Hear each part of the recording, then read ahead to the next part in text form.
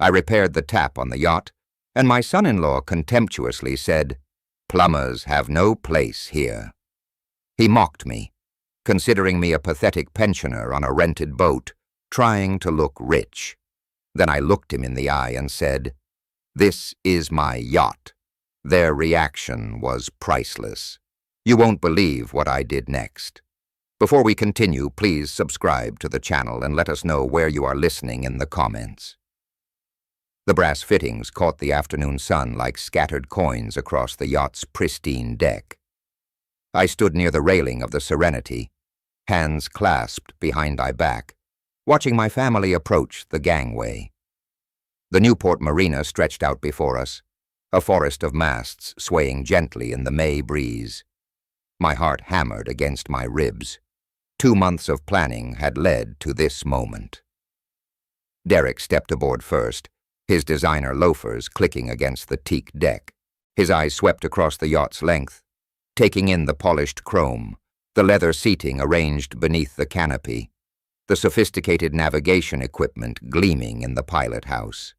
His jaw dropped for a split second before his familiar smirk returned. "Well, well," he said, running his manicured hand along the butter-soft leather of the main seating area. "How the hell did you afford this floating palace?" "Ronald." The words hit me like a slap. Not Dad, not even Ron. Ronald, always Ronald, delivered with that particular tone that made my name sound like something distasteful. Lindsay followed him aboard, her designer handbag clutched against her chest. She glanced around nervously, her cheeks flushing pink. "Dad, please tell me you didn't blow your entire retirement savings on this." Her voice carried that familiar note of embarrassment I'd grown to dread. "It's beautiful, Mr. Parker," Sarah offered gently, William nodding beside her as they stepped onto the deck. "Thank you for inviting us." Derek was already exploring, his fingers trailing across the control panel like he owned it. "This navigation system alone costs more than most people make in a year." "Jesus, Ronald, what were you thinking?" He laughed, but there was no humor in it. "Playing Yacht Club member at your age?" My chest tightened. I'd rehearsed this moment countless times, imagining Lindsay's joy when I revealed the surprise. Instead, I watched her fidget with her purse strap, avoiding my eyes. I thought it would be nice for the family to spend some time together. I managed, my voice steady despite the storm building inside me. "Time together on what? Your midlife crisis?" Derek opened a storage compartment, peering inside like he was appraising inventory. "I mean, I get it. You want to feel successful, but this is just embarrassing. How much debt did you take on for this fantasy?"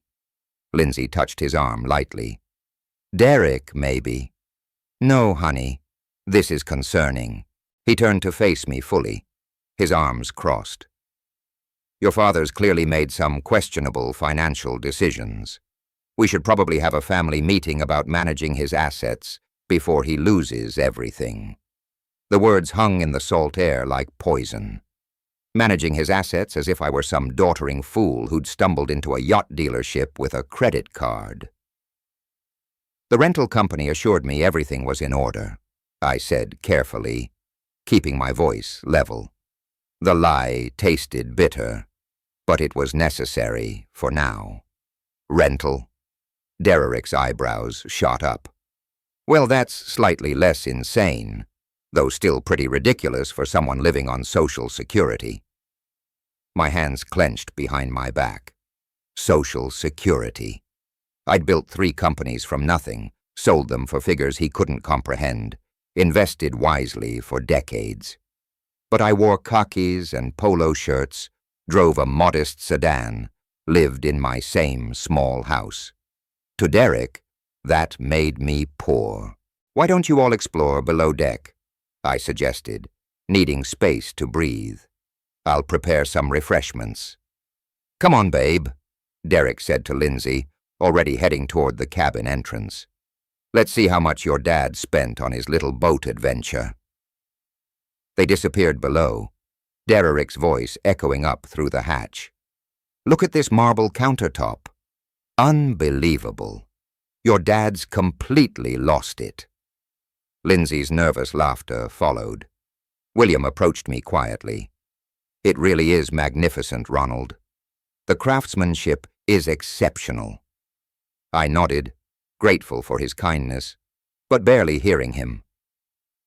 From below deck came the sound of Derek opening and closing cabinets, his voice a constant commentary of disbelief and derision.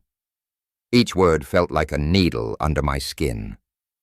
Sarah joined her husband in exploring while I remained on deck, gripping the brass railing until my knuckles went white. The gentle waves lapped against the hull, but all I could hear was Derek's laughter drifting up from the main cabin, followed by Lindsay's voice. He must have spent a fortune on this rental. It's so unlike him. Unlike him. My own daughter discussing me like I was a stranger who'd suddenly developed delusions of grandeur. The sun felt too bright, the breeze too cold. I stared out at the harbor, watching other families enjoying their boats, and wondered if this had been a terrible mistake. But no, I'd planned this perfectly. They just didn't understand yet. More laughter from below deck, and my jaw tightened like a vice. The brass compass mounted near the pilot house caught my eye, its polished surface reflecting the afternoon light. I reached out and touched it gently, remembering another day, another moment when I had touched the same compass and felt nothing but pure joy. 2 months ago, March 22nd, I stood in the showroom at Maritime Luxury Yachts, wearing my best navy suit, the one I'd kept for special occasions. The salesman, a polished young man named Trevor, guided me through the specifications of the Serenity for the 3rd time that week. The master cabin features a queen bed and full bathroom, Trevor explained, his voice professional but warm. The guest cabin has twin bunks that convert to a double, perfect for family trips. I nodded, imagining Derek and Lindsay's faces when they discovered their own private quarters. The yacht stretched 42 feet of pristine fiberglass and chrome, every surface gleaming under the showroom lights. I ran my hand along the same brass compass, thinking about teaching future grandchildren to navigate by the stars. "And you're certain about the financing terms?" I asked, though I'd already decided. The $2.8 million check was folded in my jacket pocket, drawn on an account Derek couldn't imagine existed. "Absolutely, Mr. Parker. Full payment today means immediate delivery after the safety inspection and registration." Trevor smiled. "Your family is going to love this surprise." My family? I'd been planning this moment since Lindsay's birthday the previous month, when she'd mentioned missing our old fishing trips. "I wish we could just escape on a boat somewhere," she'd said, looking tired from Derek's constant complaints about their finances. Here was the solution, a floating sanctuary where we could rebuild our relationship away from Derek's endless need to diminish everyone around him. I'd even researched family-friendly routes along the New England coast, imagining weekends where Lindsay could rediscover her love of the water. "I'd like to add some personal touches," I told Trevor. "Family photos in the main cabin. Maybe install a sound system for music during dinners. Of course, we can coordinate with our interior design team." I signed the papers with a steady hand, my excitement building with each signature. This wasn't just a yacht purchase, it was an investment in healing. The money came from Margaret's life insurance, funds I'd been saving for something meaningful. What could be more meaningful than bringing my daughter back? Trevor handed me the keys, 2 small pieces of metal that represented months of careful planning. "Will you be taking possession today?" "Next month," I said. "I want to surprise them by presenting it as a rental first, then revealing the truth during our trip." The strategy had seemed brilliant. Then let them enjoy the yacht without the pressure of knowing its true cost. Then reveal the gift when they were already in love with it. I'd imagine Lindsay's tears of joy, her gratitude, maybe even Derrick's grudging respect. Standing there in the showroom holding those keys, I'd felt more hopeful than I had in years. My modest lifestyle had served its purpose. Everyone underestimated my resources. The surprise would be complete. "Your daughter is going to be so proud," Trevor had said, shaking my hand. Proud? Yes, I'd imagined that, too. Present moment.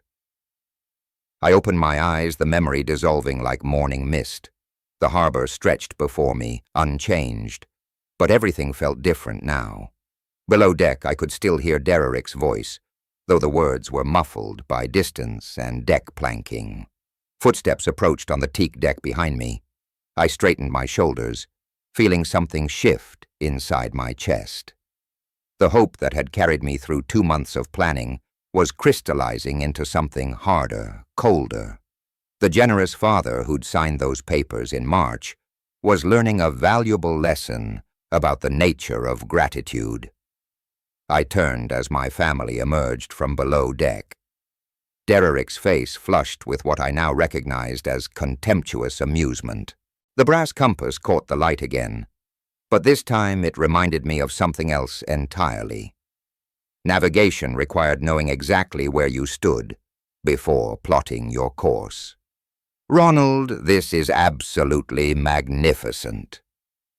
William's voice carried genuine appreciation as he emerged from the yacht stairway, his weathered businessman's hands trailing along the polished handrail. "The craftsmanship is extraordinary. You've chosen something truly special." His words felt like cool water on a burn. I straightened slightly, releasing my death grip on the brass railing. Sarah followed behind him, her silver hair catching the afternoon light, eyes bright with sincere admiration. "The woodwork below is stunning," she added, settling her light cardigan around her shoulders. "That mahogany dining table, it's museum quality," Derrick snorted, stepping up behind his parents with Lindsay close beside him. "Yeah, well, when you're spending someone else's money on a rental, might as well go big, right?" He gestured expansively at the yacht's gleaming surfaces. "Dad probably spent more on this weekend than Ronald makes in 6 months. The comparison hit like a physical blow. William stiffened almost imperceptibly, while Sarah's smile faltered for just a moment. Lindsay let out that nervous laugh I'd grown to dread, the sound sharp against the gentle lapping of waves. "Derrick," William said quietly, but his son was already moving past them, running his fingers along the chrome fittings like he was appraising merchandise. "I mean, look at this sound system," Derrick continued, touching buttons on the entertainment console. "Top of the line. The rental company probably charges extra for every feature. What's this costing you, Ronald? $2,000 for the weekend? 3? My jaw clenched. 3,000 wouldn't cover the monthly dock fees. "It's beautiful, Dad," Lindsay said, but her tone carried that familiar note of worried embarrassment. "Though maybe next time we could do something more practical like miniature golf or a chain restaurant, something appropriately modest for her father's presumed circumstances." "Should we head below for lunch?" I managed, my voice steady, despite the storm building inside my chest. "I've prepared some refreshments." "Lunch on the yacht?" Derrick clapped his hands together mockingly. "Living the dream, Ronald. Too bad it's just for a weekend." William's frown deepened as we moved toward the salon's entrance. I led the way down the few steps into the main cabin, the mahogany dining table gleaming under soft overhead lighting. The setting was perfect. Bone china, crystal glasses, silver utensils arranged with careful precision. Everything I'd planned to make this moment special. Oh my, Sarah breathed, taking in the elegant table setting. Ronald, this is lovely. You've gone to such trouble. No trouble at all, I replied, pulling out chairs for the ladies. Sarah sat gracefully while Lindsay perched nervously on the edge of her seat. Derek remained standing, examining the built-in bar with obvious covetousness. Fully stock, too, I see. Premium brands.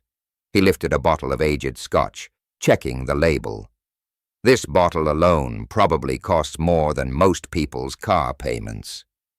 Derek, William said more firmly this time. What? I'm just appreciating the finer things in life.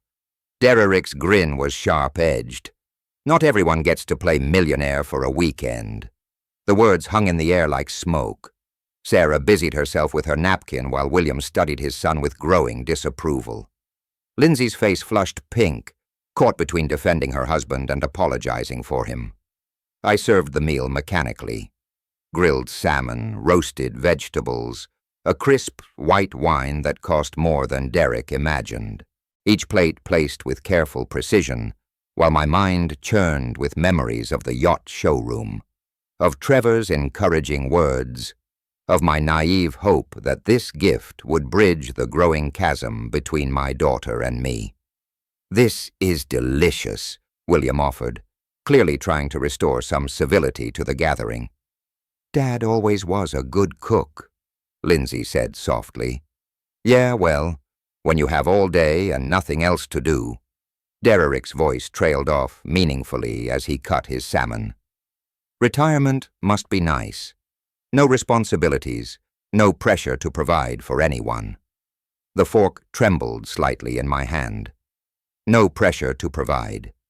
I'd provided for 3 decades, built companies from nothing, created wealth beyond his comprehension.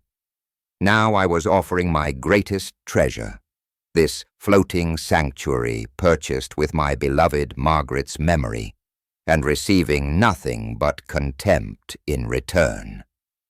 Derek, William's voice carried a warning now. Perhaps. What, Dad? Derek looked up from his plate, eyes bright with challenge. I'm just making conversation. Isn't that what family dinners are about? The silence stretched taut as a piano wire.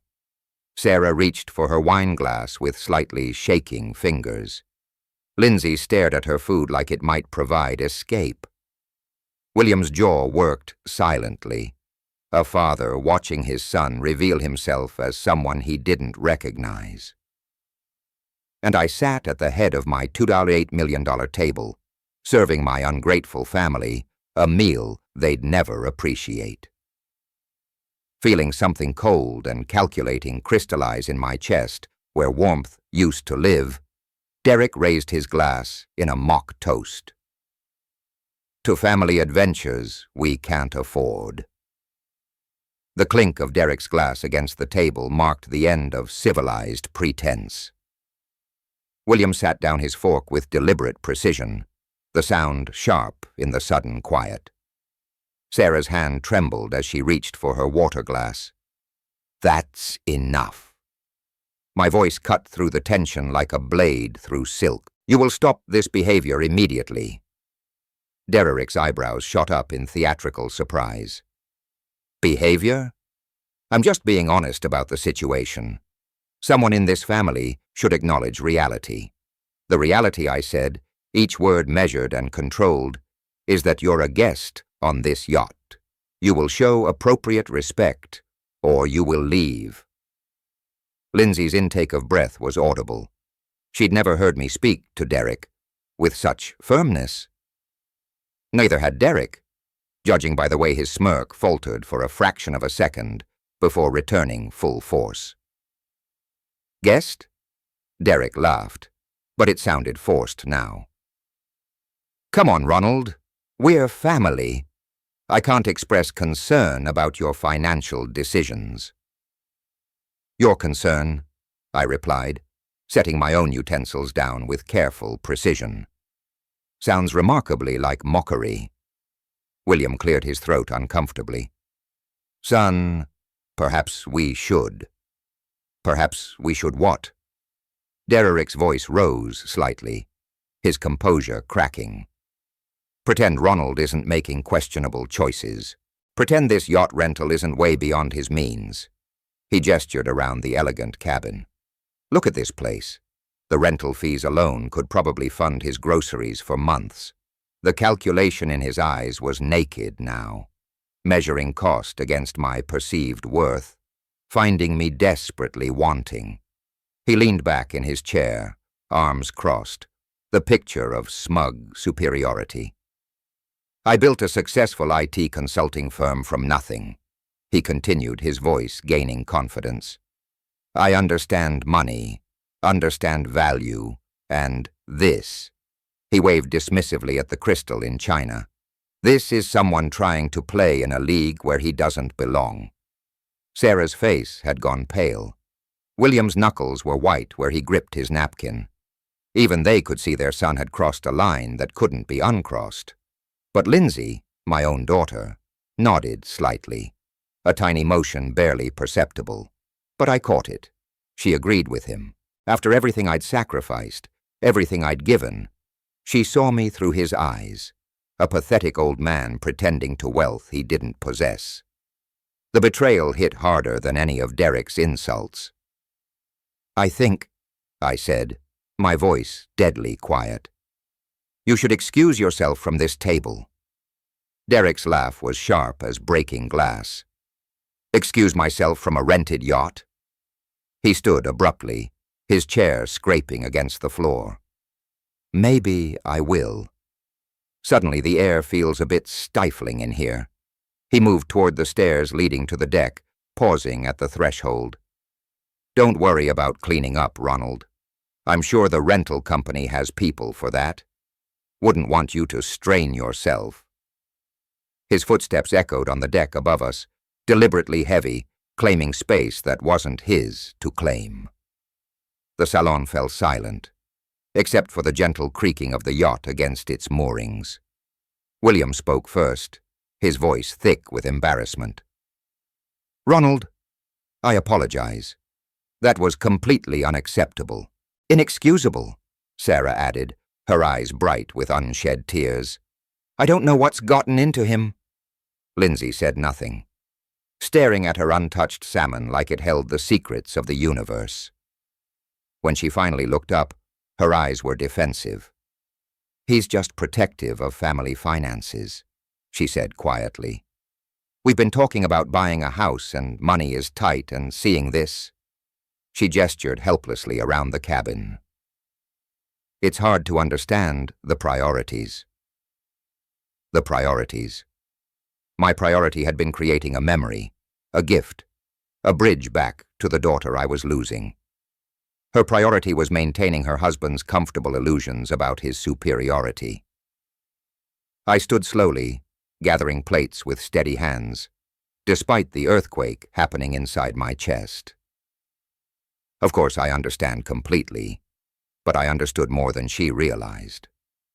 I understood that my generous father's heart had been naive, that love wasn't enough to overcome contempt, that respect couldn't be bought with gifts. I also understood that Derrick had just made the gravest mistake of his life. From above deck came the sound of cabinet doors opening and closing. Derrick exploring areas he had no business accessing, making himself at home on what he thought was someone else's yacht. The irony would have been amusing if it hadn't been so infuriating. I'll just tidy up, I said, stacking plates with mechanical precision. Why don't you all enjoy the afternoon air on deck? As they filed out, leaving me alone with the ruins of my carefully planned meal, I allowed myself one moment of pure crystalline rage. Then I began to plan. Derrick wanted to play games with someone he thought was beneath him. He was about to discover just how wrong he could be. The sound of Derrick's footsteps retreated across the deck above us, each step deliberate and heavy with wounded pride. I continued stacking plates with mechanical precision, But my mind was racing. That look in his eyes when he'd stood from the table. I'd seen it before in boardrooms when lesser men realized they'd been outmaneuvered. "I should probably check on him," Lindsay said softly, half rising from her chair. "Let him cool off," William advised, his voice carrying the weight of paternal disappointment. "He needs time to think about his behavior." Sarah reached across the table to touch my hand. "Ronald, I'm so sorry. I don't know what's gotten into him lately, but I knew Derek couldn't tolerate being corrected, especially in front of his parents. Men like him didn't accept boundaries. They tested them, pushed against them, found ways around them." Above deck, his footsteps had stopped. Then came the soft sound of a door opening and closing. The guest head, probably, or perhaps he was exploring areas he had no business being in. "He's under a lot of pressure at work," Lindsay offered weakly. "The consulting business is competitive." William's expression suggested he wasn't buying his daughter-in-law's excuses any more than I was. Pressure is no excuse for disrespecting your host. I listened carefully to the sounds from above and beyond. Water running briefly, cabinets opening and closing, the soft scrape of something metallic. Derek was definitely exploring, touching things, claiming space. "Should we move to the deck for coffee?" Sarah suggested brightly, clearly hoping to change the atmosphere. "The weather is so lovely." "Excellent idea," I agreed, though my attention remained focused on the subtle sounds of Derek's movements. Something about his exploration felt different now, purposeful rather than curious. More metallic sounds, a faint grinding noise that made me pause mid-motion with the crystal glasses in my hands. That wasn't the sound of someone simply looking around. "Dad?" Lindsay's voice seemed to come from far away. "Are you all right?" "Fine," I replied automatically, setting the glasses down carefully. The grinding sound had stopped, replaced by the soft closing of what sounded like a cabinet door. Derek's footsteps resumed above us, moving back toward the main deck area. A few minutes later, he appeared at the top of the stairs, looking perfectly composed. If anything, he seemed more relaxed than when he'd left. "Sorry about that," he said, sliding back into his seat with a slight smile. "Just needed a moment to appreciate the craftsmanship. This really is an impressive boat." The complete reversal in his tone sent warning signals through my nervous system. Derek didn't apologize. Derek didn't admit he was wrong.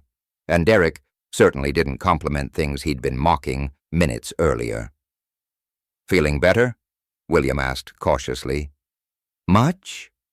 Derek picked up his water glass, looking remarkably pleased with himself.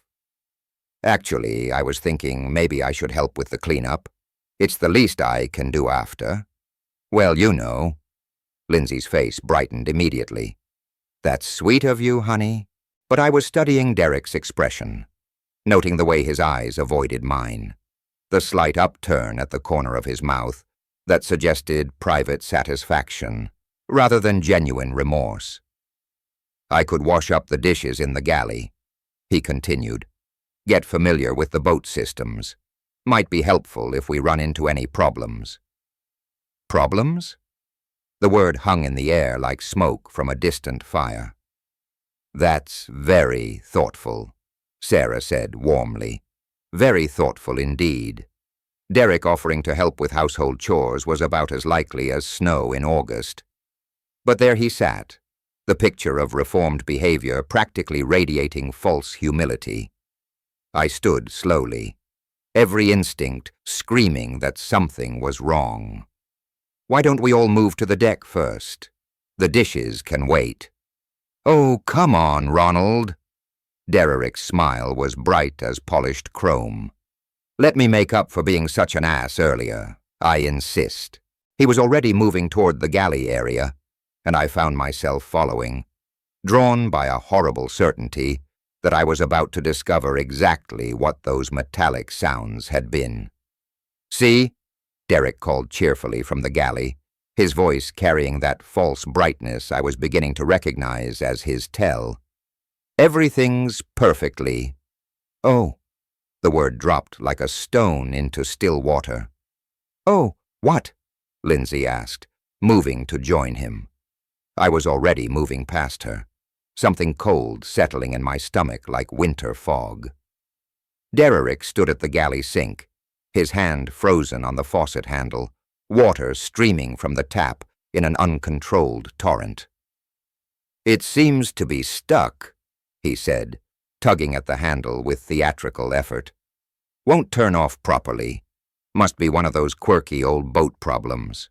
But I was looking at the base of the faucet, where the chrome finish showed fresh scratches, deep gouges that hadn't been there this morning when I'd prepared coffee. Scratches that could only come from someone using excessive force or the wrong tool. "Let me take a look," I said quietly, moving Derek aside. The handle moved stiffly under my grip, the internal mechanism grinding in a way that spoke of damaged parts. This wasn't wear and tear. This wasn't even aggressive use. This was deliberate destruction disguised as an accident. "Probably just need some WD-40, Derek suggested helpfully. "These marine fixtures take a beating." I knelt to examine the base more closely, running my fingers along the gouged chrome. The scratches formed a pattern consistent with plier marks. Someone had gripped the faucet with considerable force, twisting until something gave way inside. "Dad, can you fix it?" Lindsay asked, genuine concern in her voice. "It's definitely broken," I said, standing slowly. "The internal valve mechanism has been damaged." Derek nodded sympathetically. "Rental equipment, you know, probably gets rough treatment from previous guests. Good thing it happened now instead of in the middle of the night." The casualness of his explanation, the way he immediately shifted blame to imaginary previous renters, confirmed what I already knew. But confronting him here in front of everyone would accomplish nothing except creating a scene. "I should contact the marina," I said carefully. "See about getting a repair technician out here on a Saturday." Derek shook his head. "Good luck with that. You might be stuck with it for the weekend." The barely concealed satisfaction in his voice made my hands clench involuntarily. He was enjoying this, not just the inconvenience he'd caused, but the opportunity to play the helpful, sympathetic family member while I dealt with rental problems. William approached, examining the faucet with a businessman's eye for detail. "That's odd. The damage looks almost deliberate." Derek's smile never wavered. "Salt air is murder on these fittings. Probably been corroding for months." But William was frowning now, his engineer's background making him see what Derek hoped to hide. "Ronald, this looks like tool marks. See these gouges here? Could be from previous repair attempts," Derek suggested quickly. "You know how it is. Someone tries to fix something themselves, makes it worse." The lie came so smoothly, so naturally, that I almost admired its audacity. Derek was betting that his word as family would carry more weight than evidence, that no one would seriously consider. He might deliberately sabotage his host's property. "I'll need to check the boat's maintenance manual," I said finally. "See what the manufacturer recommends for this type of failure." What I actually needed was to check the security cameras I'd had installed last month. High-definition recordings that would show exactly what Derek had done and when. "Want me to help look?" Derek offered. "I'm pretty good with technical stuff." "No need," I replied, forcing a smile. "I know where everything is." He shrugged, the picture of disappointed helpfulness. "Whatever you think is best. Just trying to pitch in." As the family moved back toward the deck area, Derrick lingered for a moment, ostensibly checking that the water was fully turned off. But I caught him glancing around the galley with the satisfied air of someone admiring his handiwork. "Funny how these things happen," he said conversationally. "One minute everything's fine, the next minute you've got a repair bill." The threat was subtle but unmistakable. This was just the beginning. Derrick had discovered he could damage my property with impunity, safe in the knowledge that his family connection protected him from suspicion. He was about to learn how wrong he could be. I waited until the others were settled on deck, their voices drifting down through the open hatches. Then I moved quietly toward the navigation station where the security system controls were hidden behind an innocuous panel. Derrick wanted to play games. He'd just challenged someone who'd been playing at a professional level while he was still learning to tie his shoes. The navigation room was tucked behind the main cabin, a compact space lined with electronic equipment that most guests never saw. I slipped inside quietly, closing the door behind me with a soft click. The multiple monitors came to life at the touch of a button, their screens flooding the small space with blue-white light. 8 camera feeds displayed the yacht's interior and deck areas in crisp, high definition. I'd had the system installed last month, after reading about yacht thefts in the marina, a precaution that was about to pay dividends in ways I'd never imagined. My fingers moved across the control panel with practiced efficiency, scrolling back to 3:50 p.m. The timestamp in the corner read 15:50 when Derrick first appeared on camera 3, the one covering the guest head and galley area. There he was, stepping into frame with that same casual confidence he'd displayed all afternoon. At first, his movements were perfectly normal, opening cabinet doors, examining the yacht's amenities, with the entitled curiosity of someone who believed everything belonged to him. Then he approached the faucet. I leaned closer to the monitor, watching Derrick test the handle with gentle pressure. The faucet worked perfectly, water flowing smoothly when he turned it on, stopping cleanly when he turned it off. He knew it worked. He knew there was nothing wrong with it. What happened next made my blood run cold. Derrick glanced toward the door, confirming he was alone. Then he gripped the faucet handle with both hands and twisted. Not the gentle turn of normal use, but a violent wrenching motion that made the camera shake slightly from the transmitted vibration. The timestamp read 15:5241. When he did it again, this time bracing his foot against the cabinet for leverage, I could see his face clearly now. The concentration as he applied maximum force, the slight smile of satisfaction when something gave way inside the mechanism. He tested his handiwork, watching water stream uncontrollably from the broken fixture. Perfect. Exactly the kind of accident that would embarrass his host and prove his point about inferior rental equipment. But Derrick wasn't finished. Camera 4 caught him opening drawers, searching till he found a dish towel to wipe away any metal shavings from his forced entry.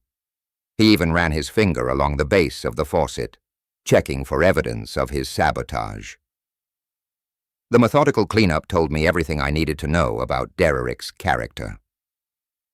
This wasn't an impulsive act. It was calculated vandalism designed to humiliate me in front of my family. At 15:54:12, he stepped back to admire his work, that satisfied smirk spreading across his face like oil on water. He'd found the perfect way to put the presumptuous old man in his place, to demonstrate that people like Ronald Parker couldn't really afford the finer things in life. I copied the relevant footage to a portable drive, my movements automatic, while my mind processed the full scope of Derrick's betrayal. This wasn't just about a broken faucet. It was about respect, about boundaries, about the fundamental contract between guest and host. From the dining area came the sound of Derek's voice, artificially concerned. "I hope Ronald isn't having too much trouble with that boat problem. These old rentals can be tricky." Old rentals. He was already spinning the narrative, painting me as someone foolish enough to rent a yacht beyond his means, someone who should expect problems with equipment he couldn't afford to buy. The irony would have been amusing if it weren't so infuriating. I ejected the drive and slipped it into my pocket, the weight of it surprisingly substantial for something so small. Evidence, proof, the kind of documentation that turned accusations into facts.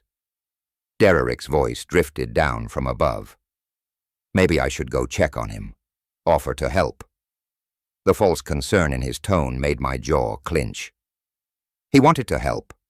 All right, help himself to a front-row seat for my humiliation when I couldn't fix the problem he'd created. I powered down the monitors and stood in the darkness for a moment, listening to the gentle sound of water lapping against the hull. 40 years of business had taught me that evidence without strategy was worthless. Derek had given me the ammunition, but I needed to choose my moment carefully. The sound of footsteps above told me my time for planning was running short. I moved quietly to the yacht's tool locker, selecting a precision wrench set and pipe sealant from the well-organized compartments. My hands worked automatically, gathering what I needed while my mind churned through years of memories. The damaged faucet could be repaired. Marine-grade fixtures were built to withstand far worse than Derek's tantrum. But as I knelt beside the broken mechanism, images flooded back of all the times I'd fixed things for Derek and Lindsay. All the problems I'd solved with my checkbook and my patience. Lindsay's graduate school tuition, $40,000 over 2 years. I'd written those checks gladly, proud of my daughter's ambition to earn her MBA. Derek had been grateful then, or at least he'd performed gratitude convincingly. "You're incredible, Mr. Parker," he'd said, using the formal address that now seemed less like respect and more like distance. "Their wedding, $25,000 contribution." The memory stung fresh as I worked the wrench around the faucet's base. I'd insisted on paying for the flowers, the photographer, the upgraded reception venue. Every father wants his daughter's wedding to be perfect. I told Margaret's picture that night, wishing she could have been there to see Lindsay in her dress. Down payment on their house, $60,000. That had been just 2 years ago when Derek's business was experiencing a temporary cash flow issue.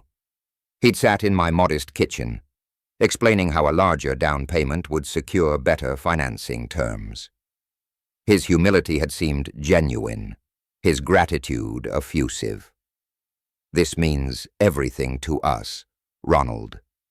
I promise you'll never regret helping us build our future." The broken fixture came apart in my hands, revealing the deliberate damage Derek had inflicted. Twisted metal where smooth curves should be. Forced threads that would never turn properly again. Just like the relationship between us, I suppose. Emergency car repairs, $5,000. Lindsay's medical bills, $3,200. The new refrigerator when theirs died. 1-800 Christmas gifts, birthday surprises, anniversary dinners I'd insisted on paying for. The list went on and on. A decade of generosity that had apparently purchased nothing but contempt. Each act of kindness had been met with Derek's practiced appreciation. His assurances that he'd never forget my support. Yet here I was, kneeling on the floor of my own yacht, repairing damage he'd inflicted out of spite. From above came Derek's voice, louder now. "Should we go check on Ronald? He's been down there quite a while." Lindsay's response was muffled, but concerned. Maybe the repair is more complicated than he thought. More complicated. Everything was more complicated than it seemed. The yacht they thought was rented. The wealth they assumed I didn't possess. The man they believed was beneath their consideration. I threaded new gaskets into place, my movements precise, despite the anger coursing through my veins. This wasn't just about money, though the financial aspect was staggering when I tallied it all.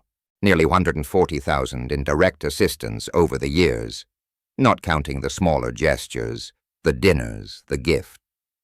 It was about respect, about the fundamental expectation that kindness would be met with kindness, that generosity would breed gratitude rather than entitlement.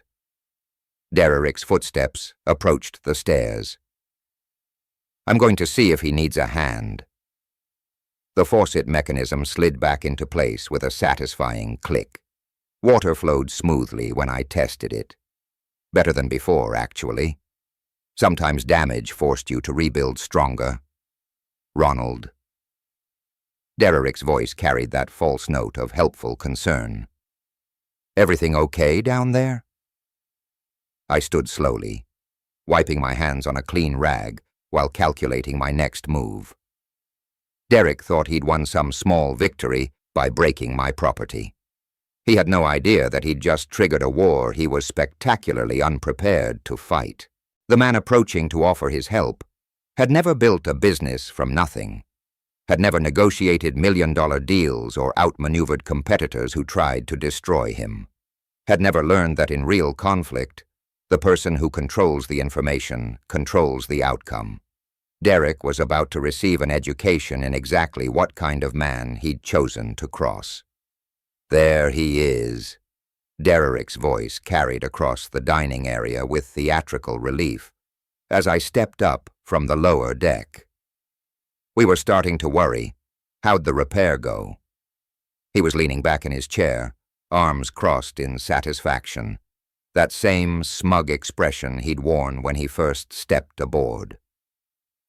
The picture of concerned family member soliciting sympathy for poor Ronald's boat troubles. The old equipment giving you fits, he continued with mock sympathy. I was just telling everyone how these rental companies cut corners on maintenance. Probably haven't serviced that faucet in years. I set my tablet on the dining table with deliberate precision, watching Derrick's face as I pulled out a chair. Actually, Derrick, I'd like to ask you something specific about that faucet. Me? His eyebrows shot up in theatrical innocence. I'm no plumber, Ronald, though I did notice the fixture looked pretty corroded when I washed my hands earlier. Lindsay shifted uncomfortably in her seat. Dad, Derrick was just trying to help. He mentioned the water pressure seemed off. Is that what he mentioned? I kept my voice level, my eyes fixed on Derrick's face because I'm curious about exactly what happened when you were down there. Derrick's smile never wavered, but something flickered behind his eyes, a split second of calculation before the performance resumed. Like I said, just use the facilities. Noticed the faucet was acting up, but figured you'd want to handle it yourself. William cleared his throat uncomfortably. Ronald, perhaps we should focus on getting a repair technician. Derrick, I interrupted quietly. Why did you deliberately break the faucet? The words dropped into the conversation like stones into still water. Derrick's laugh was a beat too late, a fraction too loud. Break it? Ronald, what are you talking about? I didn't break anything. Dad. Lindsay's voice carried a warning edge. That's a serious accusation. Derrick would never. Wouldn't he? I reached for my tablet, powering it on with steady fingers, because I have some footage that might interest everyone. Derrick's confidence faltered for just a moment, a micro-expression of concern before the mask snapped back into place. Footage? What footage? The yacht has a security system, I said calmly, watching his face drain of color. 8 cameras, high definition with audio recording, very thorough coverage. The silence stretched like a taut wire. Derrick's Adam's apple bobbed as he swallowed hard, but his voice remained steady. Well, then you'll see exactly what I told you. I used the bathroom, noticed a problem with the faucet, and came back up. We'll see. I agreed, opening the video application. Let's all take a look together. Sarah leaned forward anxiously. Ronald, surely this is unnecessary. No, William said firmly, his businessman's instincts recognizing something important was happening. Let's see what the cameras show. I touched the screen, scrolling to the timestamp. 15:23. Derek appeared in perfect clarity, stepping into the guest head with that casual confidence I'd come to despise. There you are, I said conversationally. Saturday, May 17th, 3:50 p.m., just after you left our table. Derek's jaw tightened as he watched himself on screen, but his voice remained defiant. So you can see I'm just using the facilities on screen. Derek approached the faucet and tested it gently. Water flowed perfectly when he turned it on, stopped cleanly when he turned it off. The fixture worked flawlessly. Interesting, I observed. The faucet seems to be functioning normally. Lindsay leaned closer to the screen, her brow furrowed in concentration.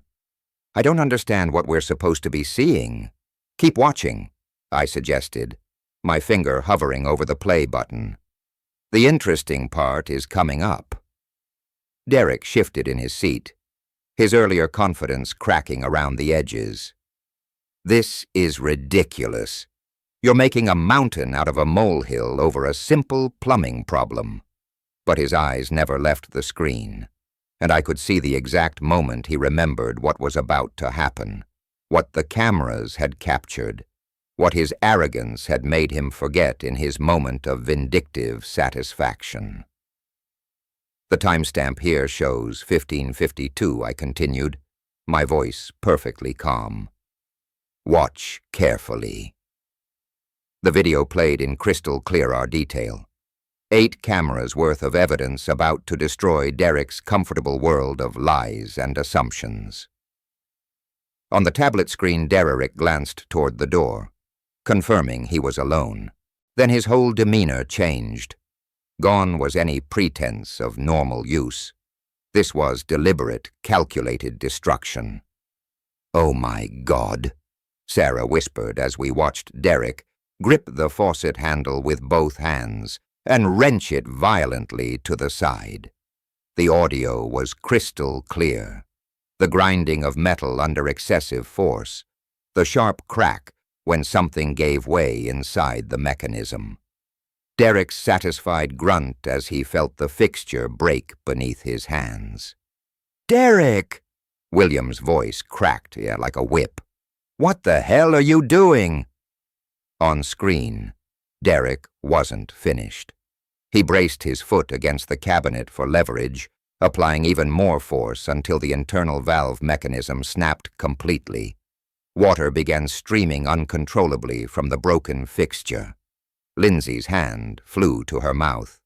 I don't... This can't be. But there was no denying what we were all seeing. Derek stepped back from his handiwork with unmistakable satisfaction. That same smug smile he'd worn when he returned to the table. He even ran his finger along the base of the faucet, checking for evidence of his sabotage. The timestamp shows 15:54, I said quietly. You spent 4 minutes deliberately destroying my property. Derek's face had gone chalk white. This is... There's an explanation. I was trying to fix it when it fix what? William's voice was deadly quiet. The footage clearly shows it working perfectly before you touched it. On screen, Derek was wiping away metal shavings with a dish towel, methodically cleaning up evidence of his sabotage. His movements were careful, practiced, the actions of someone who knew exactly what he'd done and wanted to hide it. You even brought a towel to clean up, I observed. Very thorough. Lindsay was staring at the screen in shock. Derek, how could you? This is Dad's rental. He'll have to pay for damages. The irony of her words protecting me from financial responsibility for damage to my own yacht would have been amusing under different circumstances. Derek's confident mask had completely crumbled. It's not what it looks like. I was trying to help and it broke and I panicked. You panicked? William leaned forward, his voice heavy with disappointment. Son, we just watched you deliberately destroy someone else's property. There's no accident here, no misunderstanding. Sarah was dabbing at her eyes with her napkin. Ronald, I'm so ashamed. I don't know what to say. Derek made one last desperate attempt at defense. The faucet was obviously defective. I barely touched it, and it broke. These old boats have problems, Derek. I stopped the video and turned the tablet toward him. Would you like me to play it again? Perhaps in slow motion this time. We can count exactly how many times you wrenched the handle before it broke. The silence that followed was deafening. Derek stared at the frozen image on the screen himself, caught in the act of deliberate sabotage, his face showing clear satisfaction at the damage he'd caused. I think, William said slowly, his voice thick with disgust. We need to discuss this situation very seriously. Derek's last thread of bravado snapped. Fine. Yes, I broke the damn faucet. But can you blame me? Ronald's been acting like some kind of yacht club millionaire all day, throwing money around on rentals he can't afford, trying to make the rest of us feel small. The admission hung in the air like poison gas. Even Derek seemed shocked that he'd finally said it out loud. Lindsay was staring at her husband like she'd never seen him before. You did this on purpose? To hurt my father? To teach him a lesson about living within his means? Derek shot back, his true nature finally emerging without disguise. About not pretending to be something he's not. The perfect opening. I closed the tablet and smiled for the first time all day. Well, Derek, I said quietly, speaking of pretending to be something you're not, I think it's time we discussed exactly what you don't know about this situation. Derek's hands were shaking as he leaned forward in his chair, trying to salvage what remained of his dignity. Look, Ronald, maybe I got a little carried away, but it's just a minor repair on a rental boat. These things happen. Just a minor repair. On a rental boat? The words hung in the air like the smell of sulfur after lightning strikes. You're absolutely right, I said quietly, watching his face carefully. This is about understanding what kind of person vandalizes someone else's property for sport. Vandalizes? Derek's voice cracked slightly. Come on, that's a strong word. I was frustrated. Maybe I used a little too much force, but let's keep this in perspective. We're talking about a weekend rental here. William shifted uncomfortably in his seat. Son, we all saw the video. There's no excuse for Dad. Please. Derek's mask was slipping further with each word. I made a mistake. Okay. But Ronald's acting like I burned down his house. It's a rented yacht. The insurance will cover it. Rich guys like the owner probably write this stuff off his business expenses anyway. Rich guys like the owner. The irony was so perfect it felt scripted. You keep mentioning that this is a rental, I observed, picking up my tablet and setting it aside with deliberate care. You seem very concerned about the financial implications for the owner. Well, yeah. Derek straightened slightly, sensing an opportunity to regain moral high ground. I mean, you're obviously way over your budget here, Ronald.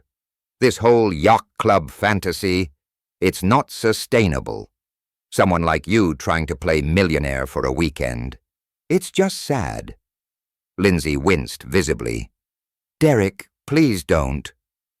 Someone like me, I repeated softly. Look, no offense, but let's be realistic. Derek was warming to his theme now. the familiar arrogance creeping back into his voice. "You're a retired what? Plumber. Carpenter living on Social Security trying to impress us with boats you can't afford." "It's embarrassing," Sarah gasped audibly. William's face had gone red with shame, but Derek wasn't finished.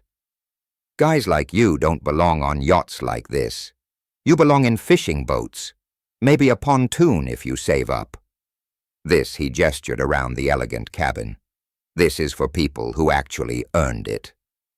The silence that followed was absolute. Even the gentle lapping of water against the hull seemed to pause, waiting for what came next. I stood slowly, my hands steady, my voice calm, as morning misted. "Derek," I said, "this is my yacht." The words dropped like anvils into still water. Derek's mouth opened, then closed, then opened again without sound emerging. Lindsay's hand flew to her chest. William looked like he'd been struck by lightning. "Your what?" Derek's voice was barely a whisper. "My yacht," I repeated clearly. "I bought it in March for $2.8 million cash." The color drained from Derek's face so quickly I thought he might faint. That's not possible. The Serenity is registered in my name with the Coast Guard. The marina has my credit card on file for monthly slip fees. The insurance policy lists me as sole owner." I let each fact settle before continuing. "I purchased it as a gift." Lindsay found her voice first. "A gift for who?" I looked directly at Derek, watching understanding dawn in his eyes like sunrise over a cemetery. "For you and your husband," I said simply. "I was planning to surprise you today. Present it as a rental first, then reveal that it was yours to keep." The sound Lindsay made was somewhere between a sob and a gasp. Derek had gone completely white, his mouth working soundlessly. $2.8 million, William said slowly, his voice thick with dawning horror. "You are going to give them a $2.8 million yacht, plus another $140,000 in direct financial support over the years," I added conversationally. "Graduate school, wedding, house down payment, papacy, various emergencies." I kept careful records. Derek finally found his voice. "I didn't. We had no idea." "No," I agreed. "You had no idea that the plumber you've been mocking all afternoon was planning to give you a yacht worth more than most people's houses." The irony settled over the cabin like fog. Derek had spent the day sabotaging and mocking the very man who'd intended to make him a millionaire. "Ronald?" Sarah whispered, tears starting in her eyes. "We're so sorry." But I was still looking at Derek, watching him process the full magnitude of what his arrogance had cost him. I corrected gently, "was planning to give you a yacht." Derek's face went through a spectrum of emotions. Shock, disbelief, calculation, and finally desperate panic as the full implications hit him. "Wait," he said, lurching forward in his chair. "You said was planning. That doesn't mean we can work this out right now that I understand the situation." "Now that you understand the situation," I repeated quietly. "What exactly do you understand?" "That I made a terrible mistake. I had no idea this was your yacht, Ronald. If you'd known I owned it, you would have treated me with respect." I let the question hang in the air. "But since you thought I was just some poor retiree playing above his station, disrespect was acceptable." Derek's mouth opened and closed like a fish gasping for air. Beside him, Lindsay was staring at her hands, finally beginning to understand the choice she'd made between her husband and her father. "That's not what I meant," Derek stammered. "Just the stress of work, and seeing you spend so much on a rental." When what? William interrupted, his voice sharp with disappointment.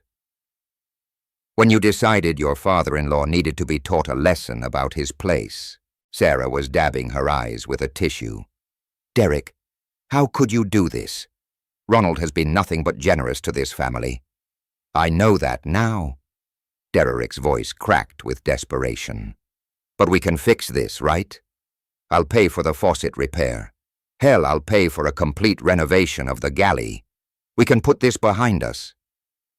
I walked to the yacht's large window, looking out at the peaceful harbor where other families were enjoying their boats without sabotage or disrespect, clouding their afternoons.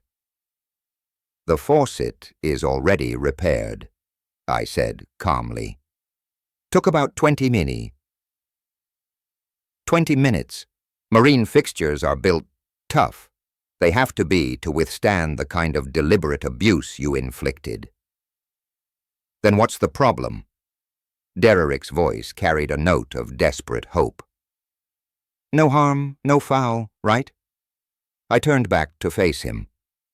The problem, Derek, is that you revealed exactly who you are. When you thought I was vulnerable, when you believed I was beneath you, you chose cruelty. That's not a faucet problem. That's a character problem. Lindsay finally looked up from her hands. Dad, I know Derek was wrong, but what, sweetheart? I asked, gently. But I should overlook deliberate sabotage because he apologized after getting caught. But I should ignore years of subtle disrespect because he promises to do better now that he knows I have money. She had no answer for that. None of them did. The yacht remains mine, I continued. The gift offer is permanently withdrawn. Derek, I think it would be best if you and Lindsay gathered your things and left. You can't be serious, Derek protested. Over one stupid mistake. One stupid mistake? William's voice was incredulous. Son, you deliberately vandalized a man's property after he invited you aboard as a guest. You've spent the afternoon mocking and belittling him. Even now, you're more concerned about losing a gift you never knew existed than about the hurt you've caused. Derek looked around the table, seeking support that wasn't there. Even Lindsay couldn't meet his eyes. Fine, he said finally, standing abruptly. Come on, Lindsay. Let's get out of here. Lindsay stood slowly, looking torn between following her husband and staying with her father. Dad, you made your choice clear today, I said softly. I hope it was worth it. As Derek and Lindsay gathered their belongings and headed toward the gangway, William approached me. Ronald, I can't begin to express how ashamed I am of my son's behavior. If you'd prefer us to leave as well. Absolutely not, I said, firmly. You and Sarah have shown nothing but respect and grace. Please stay. Let's enjoy the rest of this beautiful afternoon as it was meant to be enjoyed. Through the window, I watched Derek and Lindsay walking down the dock toward the parking area, Derek gesticulating angrily while Lindsay walked in silence. They looked small against the backdrop of the harbor, diminished by their own choices. Sarah joined William and me at the window. Do you think they'll be all right? Derek will land on his feet, I said. Men like him always do. As for Lindsay, I sighed. She'll have to decide whether she wants to build a life with someone who destroys bridges out of spite. William poured 3 glasses of wine from the bottle we'd opened earlier. To character, he said simply. To character, Sarah and I echoed. As the sun moved lower toward the horizon, painting the water in shades of gold and amber, I felt something I hadn't experienced in years. Perfect peace. Justice had been served not through revenge, but through natural consequences. Derek had destroyed his own inheritance with his own hands, just as surely as he destroyed that faucet. The brass compass caught the afternoon light one more time, pointing true north as always. If you like this story, please like this video. Subscribe to the channel and share your impressions of this story in the comments. To listen to the next story, click on the box on the left.